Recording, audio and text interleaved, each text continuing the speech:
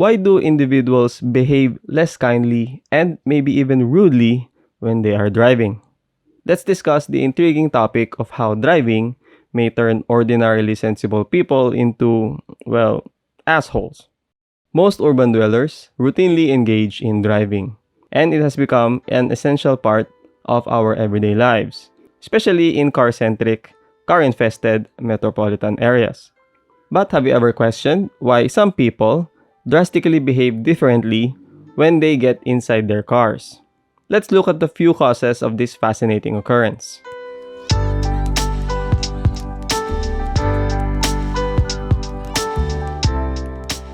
The car's physical isolation fosters a sense of disconnect from the outside world. Impulsive and aggressive conduct might come from people feeling more empowered and less restrained. People may act in ways they wouldn't ordinarily consider in face-to-face interactions as a result of this lack of restraint.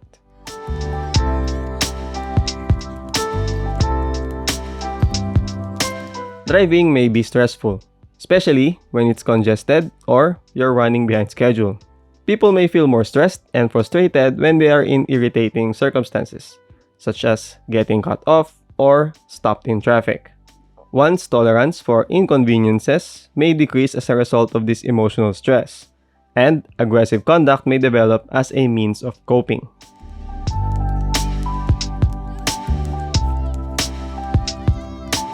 There is an illusion of anonymity when driving, despite the fact that our activities might be observed by other people or recorded by cameras. People could get the impression from this view that their actions won't be recognized or have any actual repercussions. As a result, individuals could behave in ways that they ordinarily wouldn't, such as disobeying traffic laws or being hostile to other motorists.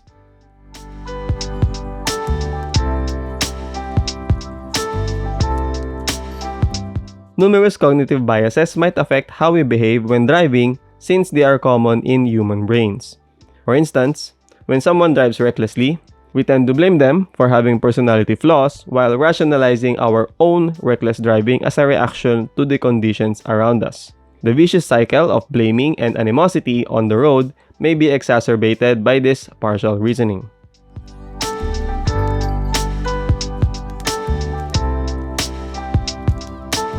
Driving frequently entails competition. Whether it's to find parking space, merging into traffic, or just travel farther and quicker.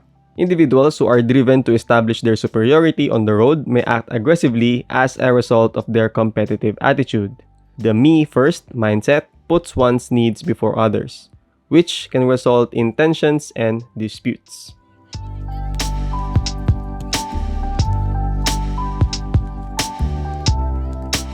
Face-to-face communication allows us to detect subtle emotional clues, which promotes understanding and compassion. However, the physical obstruction of a motor vehicle weakens this emotional bond. Without this bond, it is simpler to see other drivers as nothing more than inconveniences or impediments rather than as other humans with their own problems and needs. It takes a complicated interaction of psychological and environmental elements for someone to become an asshole on the road. By being aware of these factors, we can examine our own behavior and work to make driving a safer and more civilized experience for everybody. It should go without saying that driving less aggressively is essential for both your safety and other road users' safety. Here are some tips to help you become a calmer, more patient driver. Give yourself more time. To prevent having to rush and feeling stressed out, leave early. Work on your relaxation habits. You may relax and keep your composure while driving using deep breathing methods, listening to relaxing music, or practicing mindfulness. Refrain from interpreting other drivers' actions personally. Avoid being offended by other drivers' behavior. Keep in mind that everyone has lapses and may be facing their own difficulties. Keep your attention to your own driving. Maintain a defensive driving stance and pay attention to what you're doing.